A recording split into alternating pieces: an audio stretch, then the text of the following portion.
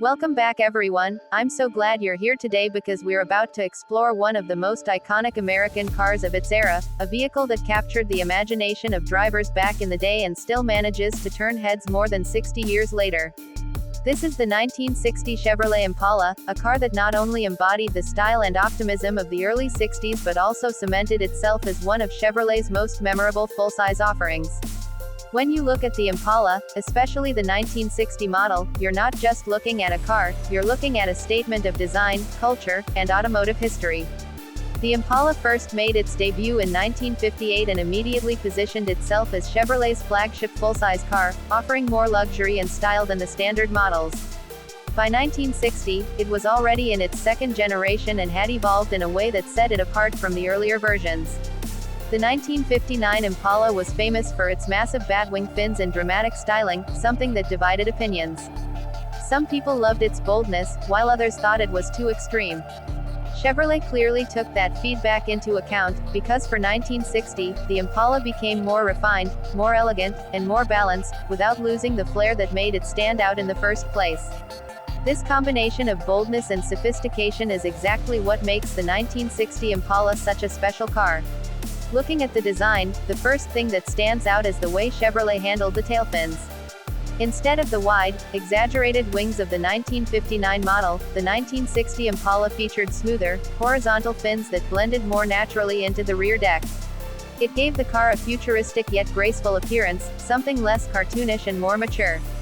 At the rear, the triple round taillight design was introduced, and that instantly became a signature look for the Impala in the years to come.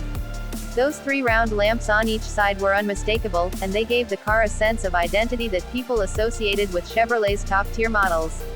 The front was equally striking, with a wide grille stretching across the face and quad headlights placed at the edges, making the car look broad, confident, and full of presence. The sides of the body featured clean lines, subtle curves, and tasteful chrome trim that highlighted the length and width of the car.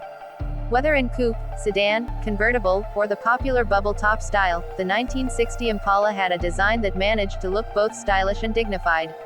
Moving to the interior, the Impala offered a sense of comfort and flair that matched its exterior presence.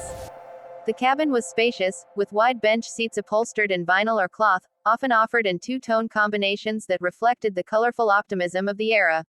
The dashboard was wide and symmetrical, featuring a neatly arranged cluster of gauges, plenty of chrome accents, and a large steering wheel with a chrome horn ring that made driving feel grand. It wasn't just about function, it was about creating an environment where the driver and passengers felt special. The Impala was marketed as an upscale car for the everyday family, and Chevrolet ensured that the interior gave off an impression of luxury without being unattainable. Options allowed buyers to personalize their cars with different trims, colors, and comfort features, which made every Impala feel like it was tailored to its owner's tastes. When it came to performance, Chevrolet gave customers a wide variety of choices under the hood. At the entry level, the car came with a 235 cubic inch Blue Flame inline-six engine that produced around 135 horsepower. This was enough for smooth, reliable cruising, but most buyers were drawn to the V8 options. The 283 cubic inch small block V8 was available in several configurations, offering more power for those who wanted better performance. For enthusiasts looking for serious muscle, the 348 cubic inch big block V8 was the top choice, with versions producing up to 335 horsepower when equipped with the Tri-Power setup, which used three two-barrel carburetors. This gave the Impala real power for its size and made it a competitor in the performance scene of the time. Transmission options included a standard 3-speed manual, a 4-speed manual for more spirited driving, and the 2-speed Powerglide automatic for those who preferred smooth and easy cruising.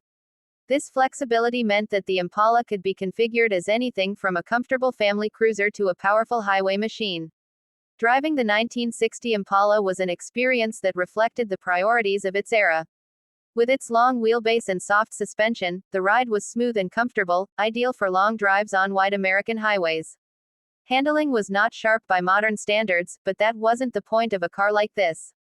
It was built for comfort, presence, and effortless travel, not corner carving.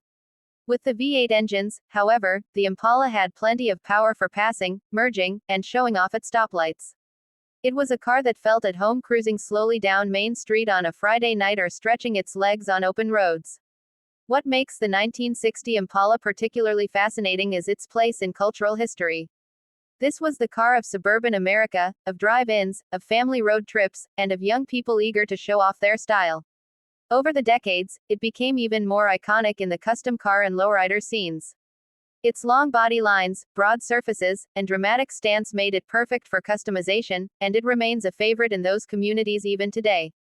The Impala wasn't just a car, it was a canvas for self-expression, and the 1960 version provided one of the most beautiful canvases of all. As time has gone on, the collectability of the 1960 Impala has only increased. Among the most desirable are the two-door bubble-top coupes and the convertibles, which combine rarity with stunning looks. Restored examples are highly valued at auctions, and well-maintained original cars are prized by collectors who want a piece of early 60s Americana. The Impala's combination of style, historical significance, and versatility makes it one of the standout models of its era. The legacy of the 1960 Chevrolet Impala is one of balance. It was bold without being excessive, stylish without being gaudy, powerful without being impractical. It captured the optimism of its time and managed to bridge the gap between the wild designs of the late 50s and the more conservative look of the 60s. That's why so many enthusiasts consider it one of the high points of the Impala's long history. Even today, more than 6 decades later, it continues to inspire passion and admiration. Thank you so much for watching this deep dive into the 1960 Chevrolet Impala, a true classic that defined an era of American automotive design.